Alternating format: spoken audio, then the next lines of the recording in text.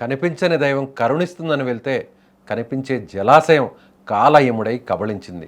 మొక్కులు తీర్చుకొని సంతోషంగా ఇంటికి వెళ్లాల్సిన ఇద్దరు యువకులను విధి వంచింది. ఏలూరు జిల్లా బట్టాయిగూడెం మండలంలో జరిగిన ఈ హృదయ విదారక ఘటన రెండు కుటుంబాల్లో తీరని చీకటిని నింపింది. తూర్పుగోదావరి జిల్లా దేవరపల్లి మండలం యాదవోలు గ్రామానికి చెందిన తుమ్మలపల్లి రమణ, నాగరాజు అనే ఇద్దరు యువకులు ప్రసిద్ధ పుణ్యక్షేత్రమైన గుబ్బల మంగమ్మ తల్లి దర్శనానికి వెళ్లారు. అమ్మవారిని దర్శించుకొని మొక్కులు చెల్లించుకున్న తర్వాత ఇద్దరు కలిసి తిరుగు ప్రయాణమయ్యారు. ఆ సమయంలో ఎండ తీవ్రత ఎక్కువగా ఉండడంతో కాసేపు సేద తీరాలని, స్నానం చేయాలని జల్లేరు జలాశయం వద్ద ఆగారు. అదే వారు చేసిన అతి పెద్ద తప్పవుతుందని ఎవరు ఊహించలేదు. జలాశయం నిండుగా ఉండడం, నీటి ప్రవాహం లోతును అంచనా వేయలేకపోవడంతో రమణ, నాగరాజు నీటిలో దిగారు. చూస్తుండగానే నీటి ఉధృతికి లోతుగా వెళ్ళిపోయారు. ఒడ్డున ఉన్నవారు కాపాడాలని కేకలు వేసినా ఫలితం లేకుండా పోయింది. క్షణాల వ్యవధిలోనే ఆ ఇద్దరు యువకులు నీటిలో మునిగి గల్లంతయ్యారు.